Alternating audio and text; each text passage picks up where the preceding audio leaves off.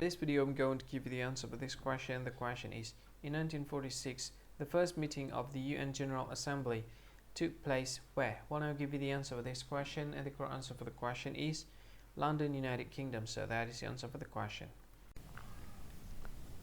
Hi, thank you so much for watching this video. If you find this video is very useful, you can help this channel to grow by subscribing this channel. Please this subscribe button and don't forget to like this video.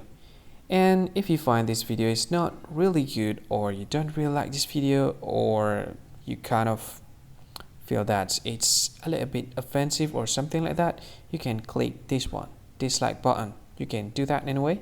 And if you want to share this video with your friend, you can share it by clicking this share button, and you can share it to any social media that you wish that is currently available at this time, like Facebook, Twitter, LinkedIn, and many others, right?